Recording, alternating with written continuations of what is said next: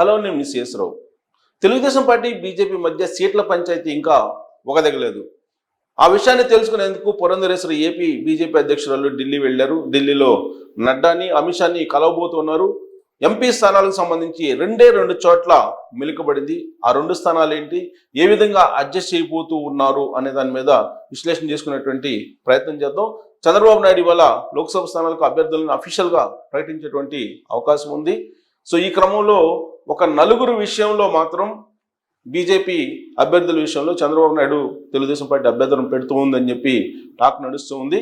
అసలు 2 స్థానాల్లో మెలికబడింది. ఆ 2 స్థానాలు ఏంటి అనేది విశ్లేషణ చేసుకునేటువంటి ప్రయత్నం చేద్దాం.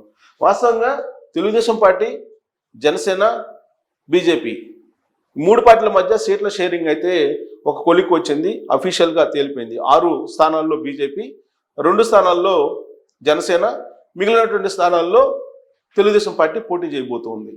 సీట్ల షేరింగ్ వరకు చాలా క్లియర్గా ఉంది. అయితే ఆ సీట్లలో అభ్యర్థులను ప్రకటించేటువంటి విషయంలోనే ఆ 3 పార్టీల మధ్య ఏకాభిప్రాయం రావడం లేదు. ఎక్కడ రావట్లేదు అనే దాని మీద మనం చూసుకుంటే, వాస్తవంగా మనం ఈ లిస్టును చూసుకుంటే లోక్సభ స్థానాల వైజ్గా శ్రీకాకుళంలో రామ్మోహన్ నాయుడు, అక్కడేమి ఎలాంటి విభేదాలు కానీ అభిప్రాయ భేదాలు కానీ లేవు. విజయనగరం కరెక్ట్గా ఇక్కడే వచ్చింది. విజయనగరం అలాగే అనకాపల్లి, ఈ 2 చోట్లే తెలుగుదేశం పార్టీకి బీజేపీకి మధ్య కొంత అస్పష్టత, ఏకాభిప్రాయం రావడం లేదు. సో విజయనగరంలో అశోక్ గజపతిరాజు పోటీ చేయబోతున్నారు. కానీ విజయనగరాన్ని మాత్రం బీజేపీ అడుగుతూ ఉంది. ఒకవేళ బీజేపీ కనుక అక్కడి నుంచి పోటీ చేస్తే ఓడిపోయేటువంటి అవకాశం ఉందని చెప్పి సర్వేలు చెప్తూ ఉన్నాయి. అందుకే చంద్రబాబు నాయుడు సర్వేల రిపోర్ట్ని బీజేపీ అగ్రనేతల వద్ద పెట్టారు. అలాగే బీజేపీ ఏపీ అధ్యక్షురాలి వద్ద కూడా ఉంచారు. దాంతో ఆ సర్వే రిపోర్ట్స్ని పురంధరేశ్వరి ఢిల్లీ తీసుకెళ్లారు. విజయనగరం తెలుగుదేశం పార్టీకి ఇస్తే అక్కడి నుంచి అశోక్ గజపతిరాజు పోటీ చేసి గెలిచేటువంటి అవకాశం ఉంది. అలాగే అరకు, కొత్తపల్లి గీత బీజేపీ, ఇక్కడ కూడా ఏకాభిప్రాయం ఉంది. ఇక్కడ ఎలాంటి అభిప్రాయ భేదాలు లేవు. విశాఖపట్నం భరత్, అది కన్ఫర్మ్ అయిపోయింది. బీజేపీ అగ్రనేతలు కూడా ఒప్పుకున్నారు. బీజేపీ తొలి రోజుల్లో విశాఖపట్నాన్ని కూడా కోరింది. అక్కడి నుంచి జీవీఎల్ను నుంచోవాలనేటువంటి ఇంట్రెస్ట్ ఉన్నారు కాబట్టి ఆ సీట్ కావాలన్నారు. దానికి తెలుగుదేశం పార్టీ నో అన్నారు. సో దాంతో భరత్ అభ్యర్థిత్వం దాదాపు కన్ఫర్మ్ అయిపోయింది. దాదాపు కాదు, 100% కన్ఫర్మ్ అయిపోయింది. ఆ విషయంలో కూడా ఎలాంటి పొరపచ్చాలు ఆ కూటమి మధ్య లేవు. ఇక అనకాపల్లి, ఈ అనకాపల్లి దగ్గరే కొంత ఏకాభిప్రాయం లేదు. సో అనకాపల్లి కనుక ఒకవేళ బీజేపీ కనుక ఇస్తే అక్కడ బీజేపీ ఓడిపోయేటువంటి అవకాశం ఉంది. అక్కడ ఒకవేళ అనకాపల్లికి ఇస్తే అనకాపల్లి నుంచి మాధవ్ని పోటీ చేయించాలనేటువంటి అభిప్రాయంతో బీజేపీ ఉంది. మాధవ్ కనుక ఆ సీట్ ఇస్తే ఓడిపోయేటువంటి అవకాశం ఉందని సర్వేలు చెప్తున్నాయి. ఇదే విషయాన్ని బీజేపీ అగ్రనేతలకు కూడా తెలుగుదేశం పార్టీ అధినేత చంద్రబాబు నాయుడు, అలాగే తెలుగుదేశం పార్టీ సర్వేలకు సంబంధించినటువంటి టీం కూడా వివరించిందని తెలుస్తుంది. అందుకే ఇప్పుడు పంచాయతీ ఢిల్లీకి చేరింది. సో అక్కడ అనకాపల్లి నుంచి చింతకాయల విజయ్ కనుక పోటీ చేస్తే తెలుగుదేశం పార్టీ తరఫు నుంచి ఖచ్చితంగా గెలిచేటువంటి అవకాశం ఉంది. కాబట్టి చింతకాయల విజయ్ని అక్కడ పోటీలో నిలపాలి అనేది తెలుగుదేశం పార్టీ యొక్క అభిప్రాయంగా ఉంది. మాజీ మంత్రి చింతకాయల అయ్యన్నపాత్రుడు కుమారుడు విజయ్, సో ఉత్తరాంధ్రలో బలమైనటువంటి లీడర్ కూడా. సో అందుకని అక్కడి నుంచి గెలిచేటువంటి అవకాశం ఉంది. ఒకవేళ అనకాపల్లి కనుక బీజేపీకి ఇస్తే అక్కడ ఓడిపోయేటువంటి అవకాశం ఉంది అని చెప్పి కూడా తెలుస్తుంది. విజయనగరం నుంచి ఇక్కడేమో మాధవ్ కోరుకుంటుంటే విజయనగరం నుంచి సీఎం రమేష్ కోరుకుంటున్నారు. బట్ సీఎం రమేష్కి ఉత్తరాంధ్రకి సంబంధం లేదు. అందువల్ల అక్కడ ఓడిపోయేటువంటి అవకాశం ఉంది. కాబట్టి తెలుగుదేశం పార్టీ నుంచి అశోక్ గజపతిరాజు సరైనటువంటి క్యాండిడేట్ అనేది సర్వేలు చెప్తూ ఉన్నాయి. తెలుగుదేశం పార్టీ చెప్తుంది, జనసేన కూడా చెప్తోంది. అలాగే అనకాపల్లి నుంచి వాస్తవంగా అనకాపల్లి ఫస్ట్ జనసేన కోరింది. జనసేన నాగబాబు అక్కడి నుంచి పోటీ చేసే అవకాశం ఉందని చెప్పి ఫస్ట్లో వచ్చినటువంటి ప్రచారం. కానీ ఆ తర్వాత జనసేన పవన్ కళ్యాణ్ కూటమికి దృష్ట్యా, రాష్ట్ర ప్రయోజనాల దృష్ట్యా ఆయన ఒక రకంగా అనకాపల్లిని త్యాగం చేశారు. త్యాగం చేసినటువంటి అనకాపల్లి నుంచి తెలుగుదేశం పార్టీ పోటీ చేస్తే కనుక గెలిచేటువంటి అవకాశం ఉంది.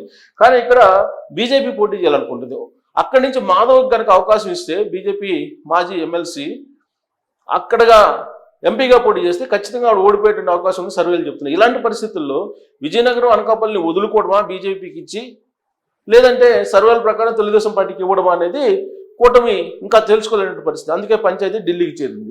ఇక రాజమండ్రి నుంచి పురంధరేశ్వరి పోటీ చేయబోతున్నారు. ఆ విషయంలో ఎలాంటి పొరపచ్చలు కానీ విభేదాలు కానీ లేవు. అమలాపురం నుంచి గంటి హరీష్ మాధుర్ పోటీ చేయబోతున్నారు. అక్కడ కూడా ఇబ్బంది లేదు. కాకినాడ నుంచి ఉదయ్ శ్రీనివాస్ అఫీషియల్గా పవన్ కళ్యాణ్ అనౌన్స్ చేశారు, కాకినాడని ఉదయ్ శ్రీనివాస్ తీసుకుంటున్నారు. ఒకవేళ అధిష్టానం, బీజేపీ అధిష్టానం నరేంద్ర మోడీ కానీ లేదంటే అమిత్ షా కానీ పవన్ కళ్యాణ్ని లోక్సభ నుంచి పోటీ చేయించాలి అనుకుంటే కనుక కాకినాడ నుంచి పవన్ కళ్యాణ్ పోటీ చేసేటువంటి అవకాశం ఉంది. అప్పుడు ఉదయ్ శ్రీనివాస్ ఆయన పిఠాపురం నుంచి పోటీ చేసేటువంటి అవకాశం ఉంది అసెంబ్లీకి. సో ఆ విషయాన్ని పవన్ కళ్యాణ్ చాలా క్లారిటీగా చెప్పడం జరిగింది కాకినాడ విషయంలో. సో నరసాపురం నుంచి రఘురామకృష్ణరాజు ఆయన పేరు విషయంలో కూడా ఎలాంటి అభిప్రాయం భేదాలు ఏమీ లేవు. కొంతమంది బీజేపీలో ఉన్నటువంటి వైఎస్ఆర్ కాంగ్రెస్ పార్టీ కోవట్లు మినహా బీజేపీలో ఉన్నటువంటి అందరూ కూడా రఘురామకృష్ణరాజు అభ్యర్థిత్వాన్ని సపోర్ట్ చేస్తున్నారు, మద్దతు పలుకుతున్నారు. తెలుగుదేశం పార్టీ కూడా మద్దతు పలుకుతుంది, జనసేన కూడా మద్దతు పలుకుతుంది. అందరికీ కూటమికి ఏకాభిప్రాయంగా ఉన్నటువంటి అభ్యర్థి రఘురామకృష్ణరాజు. కానీ బీజేపీలో ఉన్నటువంటి కొంతమంది కోవట్టలు, ప్రత్యేకించి ఒక నలుగురు ఆయన అభ్యర్థిత్వాన్ని వ్యతిరేకిస్తున్నారు. దాంట్లో ప్రధానంగా రాయలసీమకు సంబంధించినటువంటి ఒక లీడరు రఘురామకృష్ణరాజు అభ్యర్థిత్వాన్ని వ్యతిరేకిస్తూ ఒక లెటర్ కూడా రాయడం జరిగింది. బట్ ఎవరిని చేసుకున్నప్పటికి కూడా నరసాపురం నుంచి రఘురామకృష్ణరాజుకి ఫైనల్ అయిపోయింది, అక్కడ ఏకాభిప్రాయం ఉంది. ఇక ఏలూరు నుంచి పుట్ట మహేష్ దాదాపు కన్ఫర్మ్ అయిపోయింది. పుట్ట మహేష్కి ఏలూరు నుంచి తెలుగుదేశం పార్టీ. సో మచిలీపట్నం నుంచి వల్లభనేని బాలశౌరి, ఇక్కడ కూడా జనసేన, ఇక్కడ ఎలాంటి భేదాభిప్రాయాలు కూడా లేవు. ఇక విజయవాడ నుంచి కేసీఆర్ శివనాథ్, ఆయన విషయంలో కూడా ఏకాభిప్రాయం ఉంది. ఇక గుంటూరు నుంచి పెమ్మసాని చంద్రశేఖర్, ఆయన విషయంలో కూడా ఏకాభిప్రాయం ఉంది. ఎక్కడ కూడా అభిప్రాయ భేదాలు కూటమిలో లేవు. నరసరావుపేట నుంచి లావు శ్రీకృష్ణదేవరాయలు, ఆయన కూడా కన్ఫర్ము, అక్కడి నుంచి కూడా ఏకాభిప్రాయం ఉంది. ఇక బాపట్ల ఎంఎస్ రాజు, ఇక్కడ కూడా ఏకాభిప్రాయం ఉంది, ఇక్కడ కూడా ఎలాంటి భేదాభిప్రాయాలు అయితే లేవు. ఒంగోలు మాగుంట రాఘవరెడ్డి, ఇక్కడ కూడా ఏకాభిప్రాయంతో ఉంది కూటమి. నెల్లూరు వేమిరెడ్డి ప్రభాకర్ రెడ్డి ఏకాభిప్రాయంతో అభ్యర్థిత్వాన్ని ప్రకటించడం జరిగింది, అక్కడ కూడా ఏకాభిప్రాయం ఉంది. ఇక కడప నుంచి ఇక్కడ శ్రీనివాసరెడ్డిని అనుకున్నారు ఫస్ట్, బట్ శ్రీనివాసరెడ్డి సతీమణికి ఆ నుంచి కడప నుంచి అసెంబ్లీకి పోటీ చేసే అవకాశం ఇచ్చారు. కాబట్టి ఆయన బదులుగా వీరశివారెడ్డిని కడప లోక్సభ నుంచి పోటీ చేయించాలనేటువంటి ప్రయత్నాలు చేస్తూ ఉంది తెలుగుదేశం పార్టీ. సో వీరశివారెడ్డి కానీ శ్రీనివాసరెడ్డిని ఎవరైనా సరే అక్కడ తెలుగుదేశం పార్టీ అభ్యర్థి పోటీలో ఉండేటువంటి అవకాశం ఉంది. ఇక రాజంపేట నుంచి నల్లారి కిరణ్ కుమార్ రెడ్డి ఏకాభిప్రాయం ఉంది, కానీ విజయనగరం అలాగే అనకాపల్లి కనుక తెలుగుదేశం పార్టీకి ఇస్తే రాజంపేట నుంచి నల్లారి కిరణ్ కుమార్ రెడ్డికి ఇవ్వడానికి సిద్ధమైంది.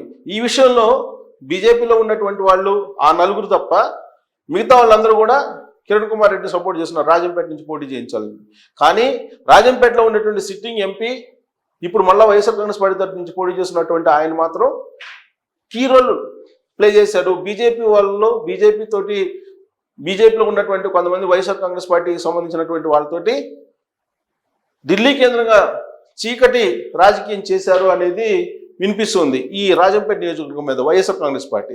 అందులో భాగంగానే నల్లారి కిరణ్ కుమార్ రెడ్డిని సీన్లో లేకుండా ప్రయత్నం చేస్తున్నారు. కానీ ఇప్పుడు తాజా సర్వేలు తీసుకొని పురంధరేశ్వర ఢిల్లీ వెళ్ళారు కాబట్టి కిరణ్ కుమార్ రెడ్డి అభ్యర్థితో రాజంపేట నుంచి ఓకే అయ్యేటువంటి అవకాశం ఉంది. ఇక తిరుపతి నుంచి నిహారిక, ఆల్రెడీ తిరుపతి ఉప ఎన్నికల్లో కూటమిలో ఉండేటువంటి జనసేన అలాగే బీజేపీ పోటీ చేసింది. అప్పట్లో కూటమిలో తెలుగుదేశం పార్టీ లేదు. ఆ సందర్భంగా రత్నప్రభ రిటైర్డ్ అయ్యేసి ఆవిడ పోటీ చేసి ఓడిపోయారు. ఈసారి ఆవిడ కుమార్తె నిహారిక బీజేపీ నుంచి పోటీ చేసే అవకాశం ఉంది. ఆ విషయాన్ని కన్ఫర్మ్ చేసుకునేందుకు పురంధరేశ్వర ఢిల్లీ వెళ్ళారని కూడా తెలుస్తుంది. ఇక చిత్తూరు నుంచి దగ్గుమళ్ళ ప్రసాద్ ఏకాభిప్రాయం ఉంది. అనంతపురం నుంచి ఇక్కడ లాస్ట్ మినిట్లో కొంత మార్పు జరిగింది. తెలుగుదేశం పార్టీకి సంబంధించి బీకే పార్థసారథి బదులు ఇక్కడ పవన్ రెడ్డికి, జేసీ పవన్ రెడ్డికి ఇస్తున్నారని చెప్పి తెలుస్తుంది. ఇక్కడ జేసీ పవన్ రెడ్డి సీన్ వచ్చేస్తున్నారు. ఇక్కడ బీకే పార్థసారథికి కొంత డౌట్గా ఉంది అడ్జస్ట్మెంట్స్లో. సర్వే ప్రకారం అనంతపురం నుంచి జేసీ పవన్ రెడ్డికి అనౌన్స్ చేసేటువంటి అవకాశం ఉంది. అది ఇవాళ ఫైనల్ అయ్యేటువంటి అవకాశం ఉంది. హిందూపురం నుంచి సత్యకుమార్ బీజేపీ, ఈయన కూడా ఏకాభిప్రాయంతో కూటమి ఉంది. గత కూటమిలో ఉండేటువంటి ఆ నలుగురు మాత్రం కొంత డిస్టర్బ్ చేస్తున్నారు తప్పితే మూడు పార్టీల మధ్య కూటమికి ఆమోదయోగ్యమైనటువంటి అభ్యర్థిగా బీజేపీ తరఫు నుంచి హిందూపురం నుంచి సత్యకుమార్ యాదవ్ పేరు వినిపిస్తుంది. ఇక నంద్యాల నుంచి బైరెడ్డి శబరి, ఆమెను కూడా కూటమి ఏకగ్రీవంగా అంగీకరిస్తుంది. కర్నూలు నుంచి డాక్టర్ పార్థసారథి. సో 2 చోట్ల ఇప్పుడు కూటమి మధ్య భేదాభిప్రాయాలు ఉన్నాయి. ఒకటి విజయనగరం, రెండు అనకాపల్లి. వాటి బదులుగా రాజంపేట అలాగే హిందూపూర్, తిరుపతి అవి ఇవ్వడానికి సిద్ధపడింది కూటమి. సర్వేల ప్రకారం కూడా విజయనగరం, అనకాపల్లి తెలుగుదేశం పార్టీ గెలిచేటువంటి అవకాశం ఉందని చెప్పి కూడా చాలా క్లియర్గా ఉన్నాయి. అలాగే బీజేపీ రాజంపేట నుంచి, హిందూపురం నుంచి పోటీ చేస్తే గెలిచేటువంటి అవకాశం ఉంది. తిరుపతి కూడా బలమైనటువంటి స్థానం బీజేపీకి, అందుకే ఆ స్థానాల్లో పోటీ చేస్తే కనుక బీజేపీ గెయిన్ అయ్యేటువంటి అవకాశం ఉందని చెప్పి సర్వేలు చెప్తూ ఉన్నాయి. సో మొత్తం 6 స్థానాల్లో 2 చోట్ల మాత్రమే కొంత మెలికబడింది, విజయనగరం అలాగే అనకాపల్లి. ఈ 2 కనుక అడ్జస్ట్ అయితే ఏకాభిప్రాయం వస్తుంది కూటమి మధ్య. ఇవాళ రేపు అభ్యర్థుల్ని అనౌన్స్ చేసేటువంటి అవకాశం ఉంది, లోక్సభ అభ్యర్థుల్ని. ఆ లోక్సభ అభ్యర్థులు వీళ్ళే అని చెప్పి చెప్పొచ్చు మనం. సో ఆ మెలికను తొలగించడానికి ఏపీ బీజేపీ అధ్యక్షురాలు పురంధరేశ్వరి ఢిల్లీ వెళ్ళారు. ఢిల్లీ వెళ్ళిన తర్వాత ఆమె ఎలాంటి సిగ్నల్ ఇస్తారు అనే దాన్ని బట్టి అభ్యర్థుల ప్రకటన ఇవాళ ఉండేటువంటి అవకాశం ఉంది. Thank you very much.